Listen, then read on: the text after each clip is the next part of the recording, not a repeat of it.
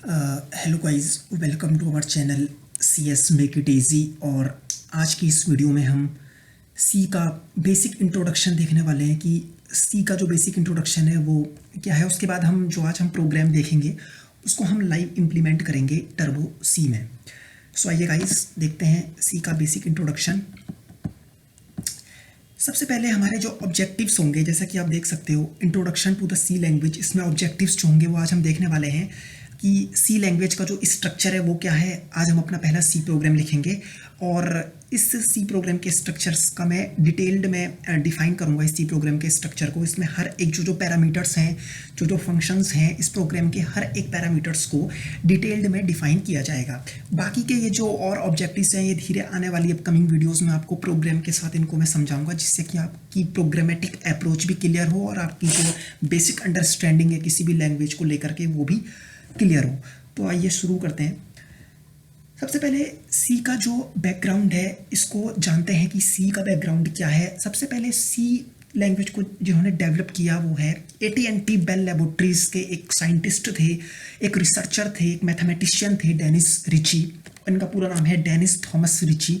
इन्होंने सी प्रोग्रामिंग को डेवलप करा और सी एक स्ट्रक्चर्ड प्रोग्रामिंग लैंग्वेज है। स्ट्रक्चर्ड का मीन्स यहाँ पे कि एक स्ट्रक्चर वाइज फॉलो होती है, मीन्स कि आप मतलब एक प्रोसीजरल ओरिएंटेड लैंग्वेज हम कह सकते हैं कि प्रोसीजर वाइज फॉलो होती है। अब ये स्ट्रक्चर का मीनिंग क्या है, स्ट्रक्चर प्रोग्रामिंग का यहाँ पे मीनिंग क्या है, ये आपको आने वाली अपकमिंग वीडियोस में जब हम प्रोग्रामिंग करेंगे और जब हम सी प्रोग्रामिंग करेंगे या सी प्रोग्रामिंग के जो प्रोग्राम्स उनको जब लाइव इम्प्लीमेंट करेंगे तब आपको इस वर्ड का मीनिंग समझ में आएगा कि स्ट्रक्चर्ड का मीनिंग क्या है।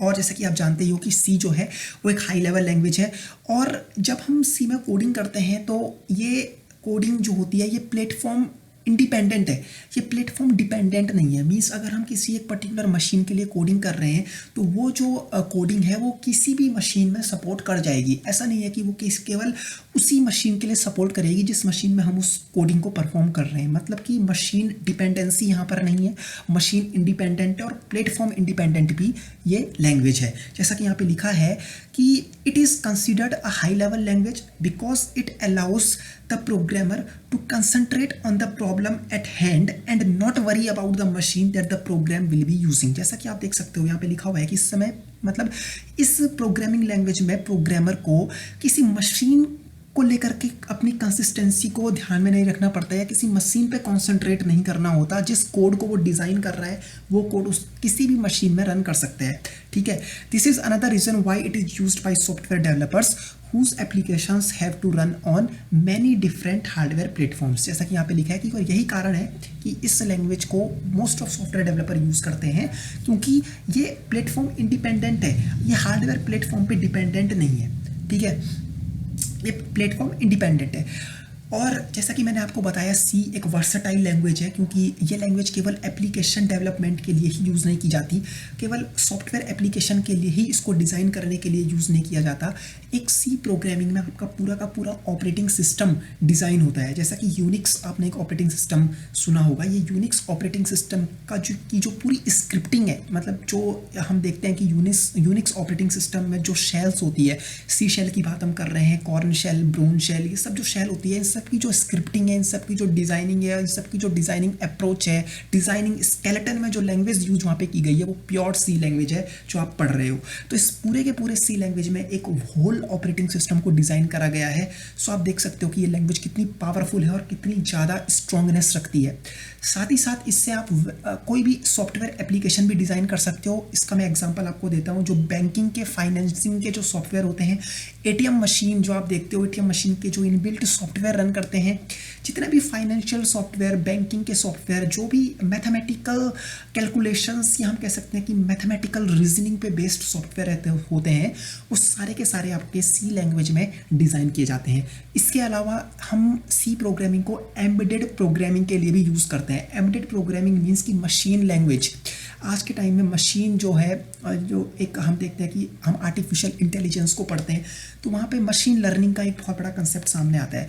तो हम सी के प्रोग्रामिंग से हम मशीन लैंग्वेज भी डेवलप कर सकते हैं। मशीन लैंग्वेज मतलब जो एक मशीन जिसको इंटरप्रेट कर सकती है, मतलब एम्बेडेड प्रोग्रामिंग भी हम सी में कर सकते हैं। इसका एक एग्जांपल ये है, जैसे कि आप देखते होंगे, आप गाड़ी का स्पीडोमीटर देखते हो, जो गाड़ी की स्पीड और फ्यूल को मेंशन करती है, वो एक हार्डवेयर है। ठीक है, आप वहाँ पे देखते होंगे एक निडल होती है जो कि आपको इंडिकेट करती है कि अब आपकी स्पीड कितने किलोमीटर पर आवर है और आपकी जो फ्यूल है उस वो कितना अभी आपके पास है, कितना आपको अपने अभी तक उसे मतलब खर्च कर दिया है।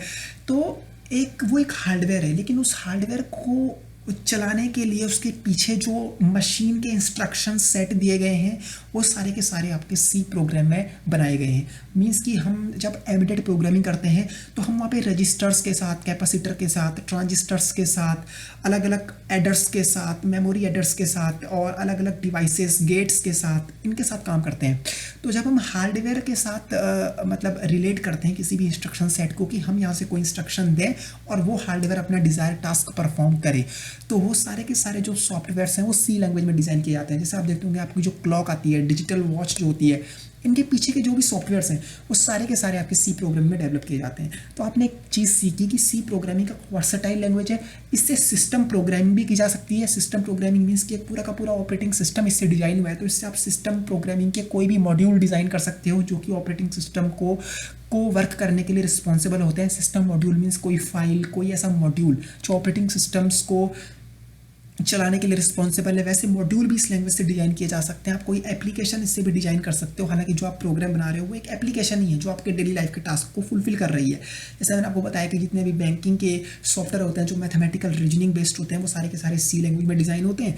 और साथ ही साथ एम्बेडेड प्रोग्रामिंग जितनी भी होती है, जैसे मैंने आपको बताया कि जो हम हार्डवेयर से रिलेट करते हैं, जैसे गाड़ी का स्पीडोमीटर, वॉशिंग मशीन की जो होती है ड्रेन वगैरह जो आप करते हो, वो सब हार्डवेयर किसी इंस्ट्रक्शन सेट के बिहाफ पे ही अपने डिजायर टास्क को परफॉर्म करते हैं और जो इंस्ट्रक्शन सेट होता है उसकी पूरी कोडिंग सी में की जाती है। तो सी एक वर्सेटाइल लैंग्वेज है। इससे आप system programming, application designing and embedded programming, ये तीनों चीज़ आप इससे कर सकते हो।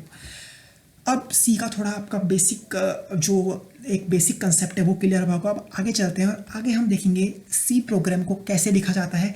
इसमें अब ये टाइम है आपके सी प्रोग्राम को लिखने का कि एक सी प्रोग्राम कैसे लिखा जाता है, क्या क्या उसके पैरामीटर्स हैं। इसमें हम टॉपिक डिस्कस करने वाले हैं structure of a C program, और क्या स्ट्रक्चर होता है, हमारा पहला सी प्रोग्राम क्या है, कमेंट्स जो होते हैं वो क्या होते हैं, और ग्रीटिंग प्रोग्राम क्या होता है वो भी हम देखने वाले हैं। तो ये एक सी प्रोग्रामिंग का बेसिक स्ट्रक्चर है। सबसे ऊपर आप देख रहे होंगे कि प्री प्रोसेसर डायरेक्टिव्स जो आपके पास है, ये प्री प्रोसेसर डायरेक्टिव आपके पास आती है। सॉरी, ये था प्री प्रोसेसर डायरेक्टिव्स जो है सबसे पहले ऊपर। ये आप एरो को इंडिकेट देखते रहना, जो मैं यहाँ पे एरो से आपको इंडिकेट कर रहा हूँ। तो देखो प्री प्रोसेसर जो माउस का पॉइंटर है इसको आप देखना। प्री प्रोसेसर डायरेक्टिव्स ये क्या होती है, ये अभी हम जब प्रोग्रामिंग करेंगे ये आपको और क्लियर होगा। ग्लोबल डिक्लेरेशन ये भी अभी आपको अभी क्लियर होगा, क्योंकि मैं अभी आपको कंफ्यूजन क्रिएट नहीं करना चाहता आपके मन में। अब देखो ये एक मेन स्टेटमेंट है। मेन स्टेटमेंट मतलब इसे हम फंक्शन कहे तो ज़्यादा बेटर होगा। एक यूज़र डिफाइन फंक्शन है, क्योंकि अब यूज़र डिफाइन फंक्शन क्या होते हैं यहाँ पे भी अब कंफ्यूजन क्रिएट हो सकता है।